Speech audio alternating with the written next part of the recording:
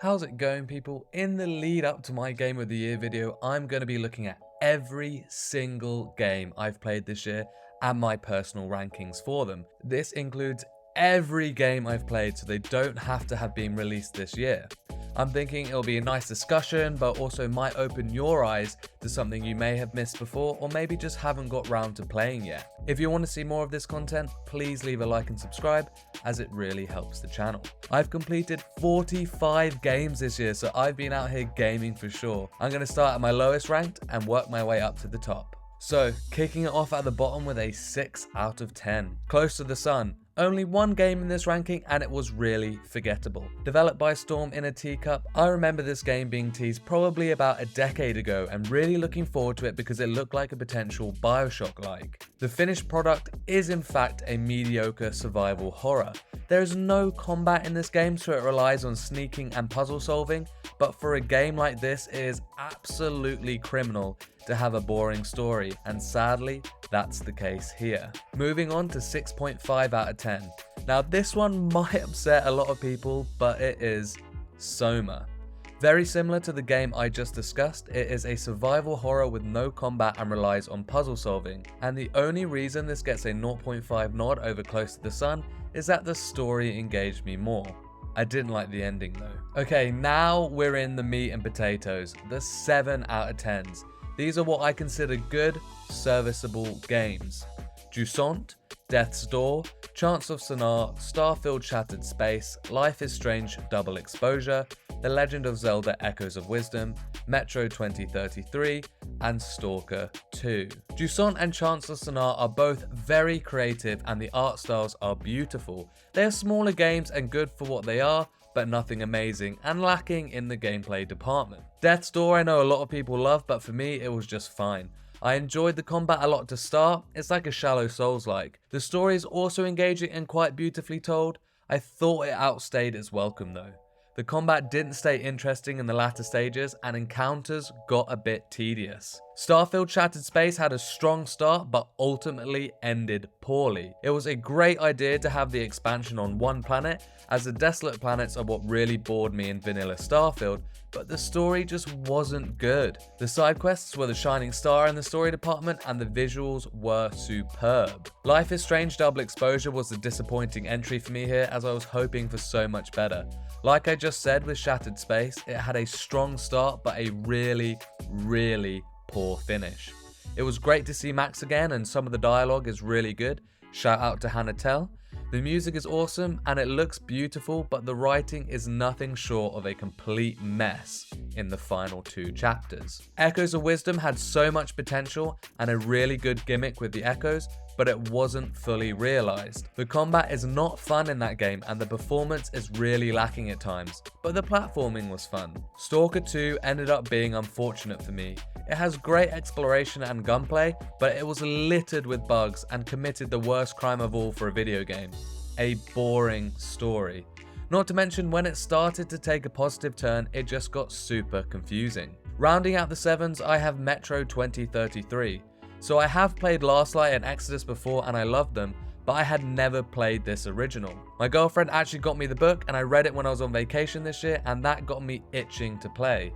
Sadly, I think it lacks polish the other 2 games have, and the story is so rushed. This is probably my fault for reading the book first, however. Other than that, it is a perfectly enjoyable survival FPS. Good gunplay and good resource management systems. Now, the 7.5s. These are the games that I would consider to be good, but not quite great, kind of tiptoeing that boundary. Lords of the Fallen, Tales of Kenzera Zhao, Still Wakes the Deep, Gears of War 4, Life is Strange True Colors, Alan Wake 2, Night Springs, and The Case of the Golden Idol. Lords of the Fallen was a must-play for me as I'm heavily into the Souls genre. The combat is good, the gimmick of running 2 worlds simultaneously was really impressive, but oh my god, did this game have technical issues on release.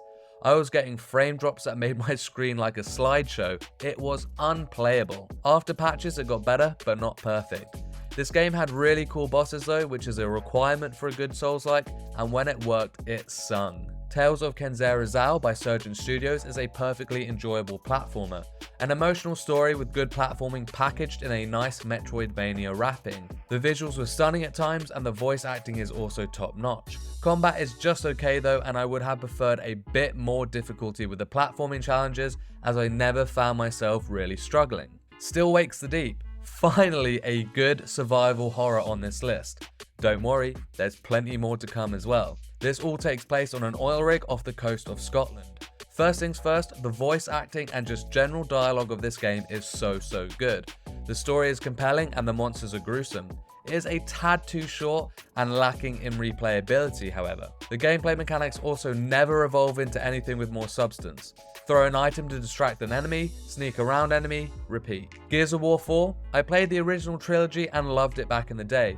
I missed 4 and 5 when they came out and never went back to them until this year. I played this campaign co-op the whole way and it was good. The characters don't engage me as much as the original cast and there are far too many robots to fight, but otherwise no complaints. The gunplay in Gears is always great. Life is Strange True Colors. Part of my preparation for double exposure was playing the games that I haven't played in the series yet, which was this one and Before the Storm. I also replayed the original as it's so good and gave it a ranking as I never gave it one before. Both of those for you to look forward to later in this video. True Colors follows Alex Chen and I thought her, as well as a fleshed out Steph and Ryan, were great additions to the Life is Strange universe. This game also was the first one to have such an up-res in the graphics and it looks amazing. The music is also worthy of the series pedigree. The story though was the weakest for me out of all of the games, before Double Exposure came out obviously. Alan Wake 2 Night Springs is a good 3-episode miniseries, but it was just far too short. Episode 2 was also lacking in the creativity that episodes 1 and 3 had. It was great playing as new characters though, especially Rose. A perfect example of a good, but not quite great experience. I picked up Case of the Golden Idol in expectation to get hooked and ready for Rise of the Golden Idol. However, whilst it does have strong intuitive gameplay, it did get slightly too difficult for me to be having fun towards the end and into the DLCs. It is a very cohesive point-and-click investigating game as you go through the chapters and try and solve the murder in the scene presented to you. This is definitely more targeted towards those who prefer intense puzzle games, as there were some points where I felt like I needed a notepad just to remember everything. Now let's move on to the Great 8s. This ranking is considerably thinner than the previous couple. Resident Evil 3 Remake, Another Crab's Treasure, and Diablo 4 Vessel of Hatred. Resident Evil 3 Remake. Wow, a lot of survival horror entries this year, and this is far from the last. This was actually my first time playing Resi 3 and I had a great time. Jill is my second favourite character in the franchise now. This is sort of in between Resi 4 and Resi 2 in terms of action, but Nemesis is a great threat that constantly pursues you. The game is crazy short though, and looking online I can see that they actually cut a lot from the original, so that's never good. The ending is also not as enjoyable as the start, and it does actually get a bit ridiculous even for Resident Evil standards. Another Crab's Treasure really was a treasure, an indie gem that swam onto my screen earlier this year. It's a Souls-like where you play as a delightful hermit crab named Krill. The combat was really good and tough as well. The boss designs were great too, but most surprisingly for a game in this genre outside of From Software, the story was really cool. There's a lack in skill investments and weapon variety, but the shell system filled in this gap a bit, as some of those shells had really unique abilities. There's a bit of jank and lack of polish, but it is an indie game after all. I'd recommend this to anyone who enjoys Souls-likes. Diablo 4 Vessel of Hatred was a big expansion. A whole new story in a whole new area with a whole new class, the Spiritborn. I played as the Spiritborn here of course and had a great time. The powers of this class felt very balanced, but most importantly it was fun to play. The updates this game has had since launch make it a much better outfit nowadays too. It still just lacks in that post-story content for me. While there is a lot to do, the grind doesn't quite get its hooks in to keep me around. Up next is the 8.5 out of 10s.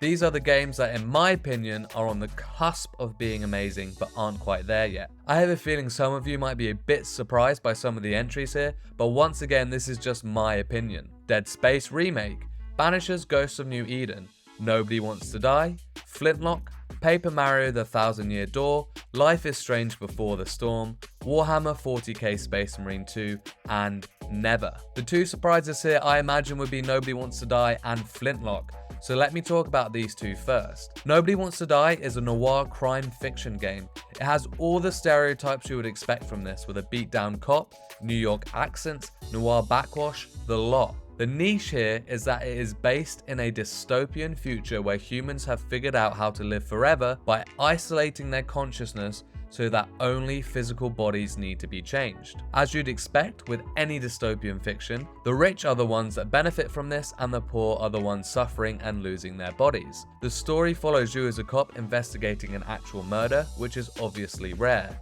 The investigation is compelling. The actual crime solving is great too, as the main mechanic is using your time construct gadget to reconstruct the scene as you find more evidence, and I thought that was awesome. Flintlock didn't do anything special in terms of story or redefining the Souls-like genre, but I'll die on a hill saying that the combat is so fun. You've got your main melee weapon and your gun, and the combination works extremely well. The gun works on a recharge system, so it has a solid loop of fighting close combat, then backing out for a shot to stun or finish. In addition to this, you get enjoyable powers which supplement combat, but most of all, they make traversal super fun. I love just flying about this world, zipping through portals, or jumping seemingly non-stop with powder exploding below me. I really like this game. Now I feel like I've fought my point on those two, let me move on to the less controversial ones. Dead Space Remake. I remember playing Dead Space back in 2008 when I was definitely too young for it and being scared out of my wits. The game is great, and this remake is a truly excellent up-res that respects the original. High resolution dismemberment has never looked better. If you are a fan of the original, it's a must play. If you like survival horror games, it's a must play. Banisher's Ghosts of New Eden was a surprise hit for me this year. I love Don't Nod, and it's actually their second game on this ranking after Jusant further down. There may very well be a third coming. I wasn't planning on picking Banishers up, but after seeing some gameplay and hearing about the narratives, I checked it out. The story in this game is very good. The character writing is very good, but the standout is absolutely the haunting cases. These are effectively side missions, but are definitely worth doing. They hold the most juice for this game, investigating what messed up reason for the spirit to be haunting the person and getting the satisfaction from solving a mystery at the same time as being invested with such a good story. What stops this game from being amazing is the combat. It definitely could have had more substance. Paper Mario: The Thousand Year Door is another remake that respects its very beloved original. It's not just the visuals that have been reworked, but it also has significant quality of life upgrades. This is essential for a game that is 20 years old. The companions are good fun, the combat is enjoyable, and it has a good badge system in place. I love the creativity that Nintendo puts into Paper Mario with the exploration of both 2D and 3D planes. Boss fights were standout in this one, but the general overworld enemies can become tedious to fight. Life is Strange Before the Storm was actually a game I had completely missed. After loving the original however many years ago, I'm actually a little embarrassed this one managed to pass me by. I corrected that this year though, and what a fantastic game. It was nice to revisit Arcadia Bay, and even nicer to see the world through the perspective of Chloe. Rachel Amber, who you hear so much about in the first game but never meet, is introduced in this game, and I thought her character was very well written. This game also has the best soundtrack of the franchise, with Daughter writing a lot of tracks for it. What stops this game from being amazing is that the ending I thought was a bit anticlimactic and nowhere near the conclusion of the first game. However, the bonus episode Farewell is one of my favourite ever Life is Strange episodes. Oh, the feels! Warhammer 40k Space Marine 2 was also a game I wasn't going to pick up, but boy am I glad that I did. This game is action, action, action. The combat is the most fun I've had this year, just wading through blood and alien guts. The setting and dialogue are also great, and playing co-op is incredibly seamless. What lets it down for me is the completely forgettable story and the multiplayer matchmaking modes being pretty basic.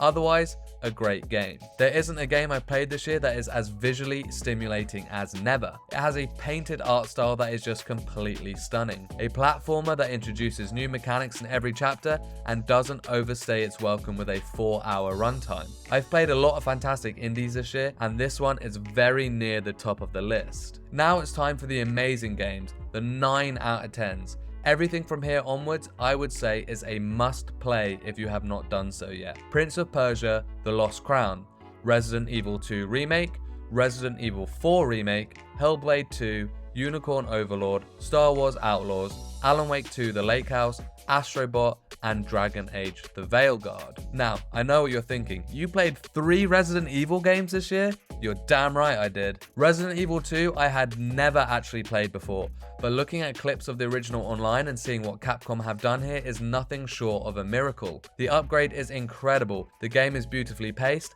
has good horror aspects and solid replayability due to the A-side and B-side stories. It is a bit too short and lost its intrigue for me when getting to the lab at the end, but I do struggle to have more complaints than this. Resident Evil 4 I had played back in the day, and revisiting this remake I can see why it got a Game of the Year nomination last year. Not only does it look phenomenal, but it perfectly blends its action with horror and has great bosses. Ashley is far less annoying in this, and Leon still says super cheesy lines, which is perfect. Like Resident Evil 2, the final area, in this case the island, loses its intrigue for me, and so I have to fault it there, but otherwise an amazing game.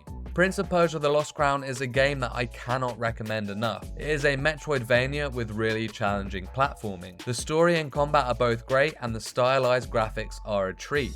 In a world where Ubisoft games seem to be falling flat as of current, this one certainly disrupts that narrative. There are a couple of DLCs now out for this game which I haven't tried, but from what I understand they have extra story content, but also the challenge levels if that interests you. Hellblade 2 took what made the original title so good and made it better.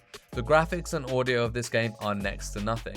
There is not a better looking or better sounding game that I have ever played. Sadly, they didn't expand on the gameplay mechanics of the first, which were already pretty minimal to begin with. But this cinematic experience is definitely one that I would recommend everyone to try, and it's on Game Pass too. You will feel one with Senua throughout every grueling thing that she has to overcome, and it is very immersive. Do not play this game without headphones. Unicorn Overlord is a strategy JRPG from Vanillaware and published by Atlas. It is not usually a game that I would play, but it pulled me in with its diverse combat mechanics. You can recruit probably about 100 people in this game. Each of them will have a class, and from that you build your battle squadrons. Then you strategically place them along the field for fight segments, but you can switch between real-time and strategy. It was very fluid and highly enjoyable. Not to mention the art is absolutely gorgeous, and the story was pretty entertaining too. Star Wars Outlaws is probably sticking out like a sore thumb right now. I am a lot higher on this game than a lot of people seem to be. I love Star Wars, and I felt like this game really immersed me in that world. Whilst the criticisms of not really feeling like an outlaw, as Kay Vess is a good gal kind of character, are completely valid, this was the only real downside for me. The 4 planets looked amazing. The set design with the droids, the technology, the stormtroopers, the ship interiors, everything was spot on. The ship itself was fun to control and to dogfight with, the story and characters were engaging. All in all, I had an amazing time with this game. Alan Wake 2 The Lake House was something I was looking forward to, and it certainly delivered. Although it is far too short, roughly 3 hours, it blended the horror of Alan Wake 2 with the world of Control.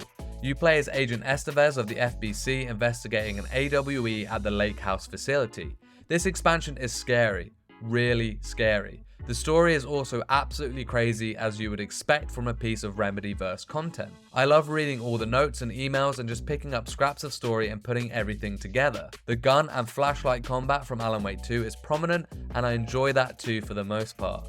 If you like the base game, then definitely give this a try. Dragon Age The Veilguard is a game I've seen very mixed reviews for. However, for me, it encapsulates a 9 out of 10.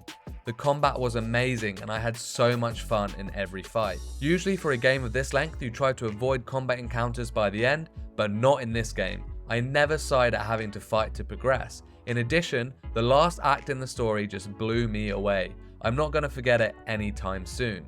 Yes, the writing can be questionable at times, but it can also be great, and the positives far outweighed the negatives for me. Astrobot rounds off the 9s, and what an amazing game it is.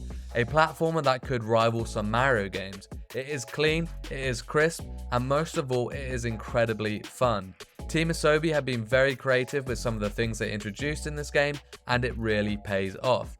Astrobot also pays homage to PlayStation's 30-year history, which is nice for fans of all ages.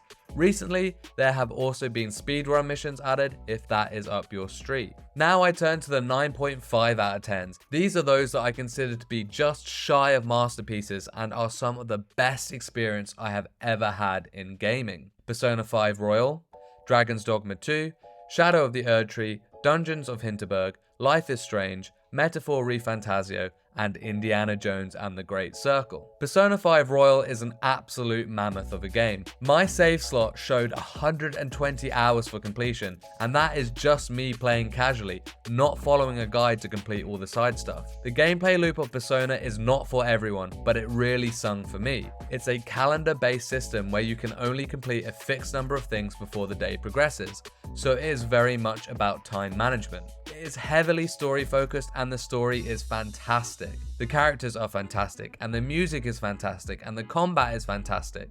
The only downside for me, outside of its perhaps egregious completion time, is that it can look a bit ugly at times and the design for mementos, the main dungeon, can get bland after a while. Dragon's Dogma 2 really affirms Capcom as my most enjoyed publisher this year.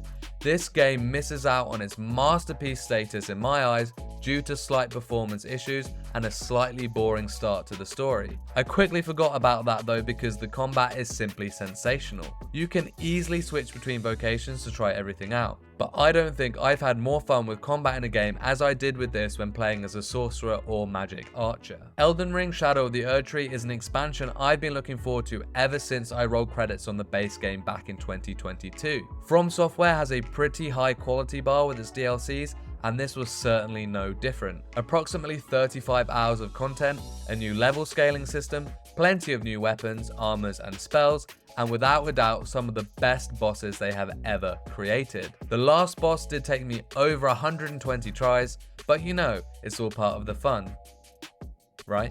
My indie darling of the year is Dungeons of Hinterberg. Developed by small Austrian studio Microbird Games, this title sees us take control of Louisa, who is a law student wanting to get away from the grind.